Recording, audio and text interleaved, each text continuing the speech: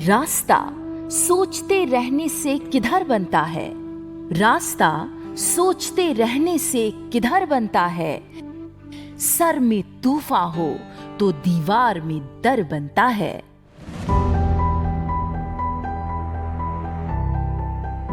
अपनी मुसीबतें लेकर बर्फीली पहाड़ियों और पेचदार रास्तों से गुजरते हुए शिमला पहुंचने वाले लोग उस वक्त हैरान हो उठते हैं जब उन्हें पता चलता है कि उनके मुख्यमंत्री जयराम ठाकुर ने अपनी सरकारी आवास में ही उनसे मिलने की व्यवस्था की है। मंडी के छोटे से गांव से लेकर हिमाचल विधानसभा तक के अपने सफर के दौरान जयराम ठाकुर से बेहतर और कौन यह समझ सकता है कि लोगों की पीड़ा क्या है और राजनीति कैसे उनके दुख दर्द से दूर होती जा रही है। तो ये पेंशन भी लगा दी है, मोदी सरकार जमीन भत्ता भी हमें मिल रहा है, सब कुछ मिल रहा है।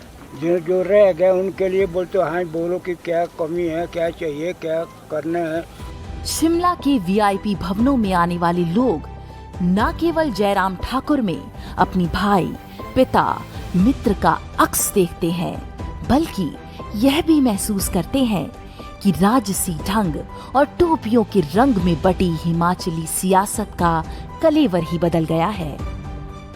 उन्हें साफ नजर आता है कि सादगी, सहनशीलता और ईमानदारी से रचा बुना उनका नेतृत्व संकल्प और विश्वास से पहाड़ की कठोर भूमि पर विकास के बाग उगा रहा है। चुनाव तो हमेशा होते हैं, लेकिन 80 के दशक में वल्लभ राजकीय महाविद्यालय मंडी का छात्र संघ चुनाव कुछ खास ही था। वाकपटुता से भरपूर और सादगी में रचे बसे जयराम ठाकुर के नेतृत्व में इस चुनाव में विद्यार्थी परिषद ने चमत्कार कर दिया।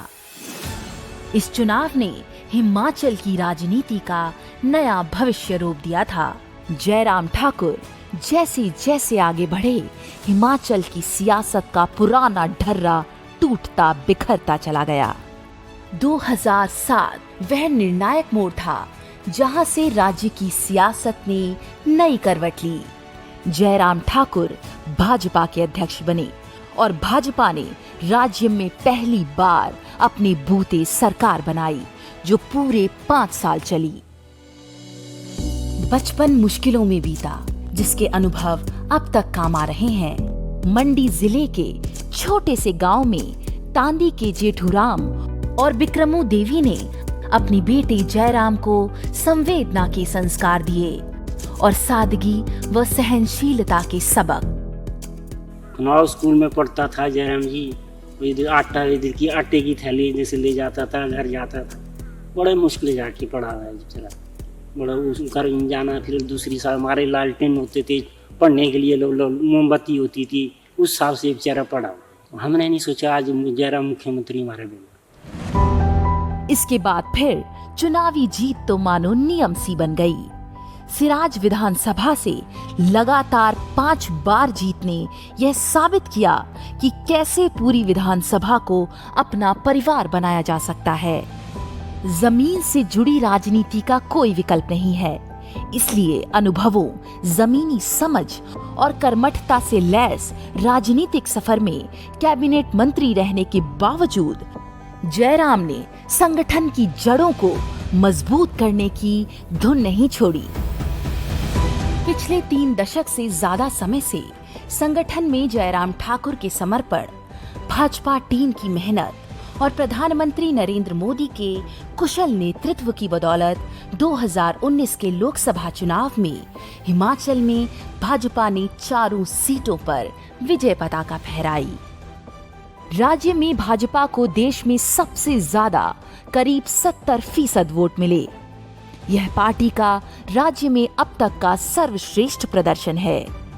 जयराम ठाकुर यूं ही प्रधानमंत्री नरेंद्र मोदी, गृह मंत्री अमित शाह और भाजपा अध्यक्ष जेपी नड्डा के प्रिय नहीं हैं। नीतियों के सफल और प्रभावी क्रियान्वयन से उन्होंने मिसाल बनाई है। जयराम ठाकुर की कर्मठता, पारदर्शिता और सादगी ने उन्हें 3 साल के भीतर राज्य का चेहरा बदल देने वाले मुख्यमंत्री के तौर पर स्थापित किया है। सिर्फ इरादे से कुछ नहीं होता, सिर्फ इरादे से कुछ नहीं होता, अमल है शर्त, इरादे सभी के होते हैं।